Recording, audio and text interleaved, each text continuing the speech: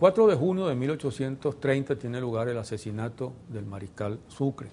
Antonio José de Sucre, en la selva de Berruecos, al sur de Colombia, camino del Ecuador, en la zona de Pasto. El asesinato de Sucre es sin duda uno de los crímenes más feos que hayan tenido lugar en esta América Latina. Sucre fue no solo uno de los grandes libertadores, de los grandes luchadores por la libertad de estos continentes, y un hombre de una extraordinaria capacidad política y militar, sino también un hombre de una gran generosidad personal que nadie ha negado nunca. De tal manera que este crimen tiene una connotación realmente particularmente horrenda. El crimen está ubicado en el contexto del derrumbe de Colombia, Colombia la Grande, la creación de Bolívar, producto de las rivalidades entre los pequeños jefes locales interesados en sus cuotas de poder, la descomposición pues de todo el sistema, el monumento político creado por Bolívar, y la necesidad que tenían algunos de estos líderes de, una vez sacado Bolívar finalmente del poder, a mediados, un mes antes prácticamente de la muerte de Sucre, de salir de Sucre, porque Sucre aparecía ante ellos como el heredero de Bolívar, el continuador de Bolívar, y el que podría hacer un esfuerzo, pensaban ellos, por mantener la unidad de una Colombia que se estaba desintegrando de todas maneras. Así que decidieron matar a Sucre. Y no es casual que unos días antes de que Sucre saliera hacia el Ecuador, donde iba a encontrarse otra vez con su familia, con su esposa, con su hija, un periódico liberal colombiano llamado El Demócrata publicara en Bogotá un artículo donde se decía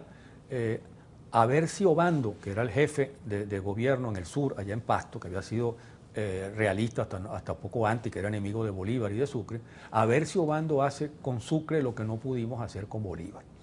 Los amigos de Sucre le recomendaron que no siguiera el camino de Pasto. Pasto era una zona realista, una zona reaccionaria dominada por la iglesia, por los grupos más reaccionarios. Había costado incorporarla a la lucha en unos años antes, y tomar por Neiva, donde Sucre pasó antes. Allí estaba José Hilario López, que era muy amigo de Obando, y aunque no se le probó que estuviera metido en el asesinato, evidentemente no le molestó que ocurriera. Y Sucre, además, por dignidad, por orgullo, decidió tomar el camino de Pasto, que era el camino más directo, y se embarcó pues en ese camino. Los asesinos de Sucre fueron evidentemente Obando, José María Obando, que fue el organizador del crimen, y una serie de pruebas han acusado a Flores, a Juan José Flores, venezolano, que fue el que separó al Ecuador de Colombia, que fue el primer presidente de Ecuador. Cosa que han negado algunos historiadores venezolanos. En fin, ha habido una discusión, pero hay algunos indicios que comprometen seriamente a Flores, y no hay duda de que Flores temía que la llegada de Sucre a Quito pudiera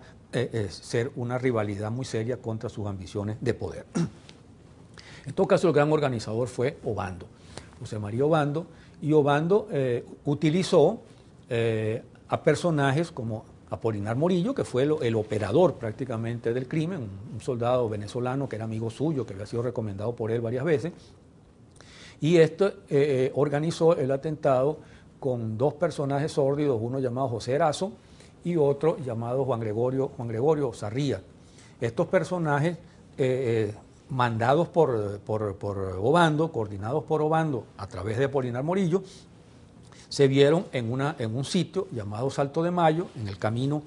camino hacia la selva de Berruecos, donde debía pernoctar Sucre y que pertenecía a Erazo. Sucre sospechó algo viendo unas movidas allí, unos movimientos allí, permaneció 2 días, pero al final siguió con su pequeña comitiva hacia otro sitio llamado La Venta, el 3 de junio. Y allí en La Venta sospechosamente se encontró otra vez a Erazo, que había olvidado algunos detalles y estaba allí escondido tratando de organizar los detalles del asesinato con Morillo y con Sarría, y organizando la contratación de algunos soldados desertores, un venezolano, un neogranadino y dos peruanos, que fueron los asesinos que contribuyeron a montar la emboscada. Ese día Sucre durmió en la Venta, estaba ya sabiendo que se podía organizar algo, y salieron en la mañana temprano, 1 hora después de la salida de Sucre, llegaron a la zona de Berruecos, donde estaba organizado la emboscada para matarlo. Uno de los comprometidos le gritó: General Sucre, y cuando Sucre levantó la cabeza le dispararon. Uno de los tiros le dio en un brazo, otro le dio en la cabeza y otro lo mató directamente. La exclamación de Sucre en el momento de la muerte suena verdaderamente ficticia, no se sabe exactamente qué pudo haber dicho,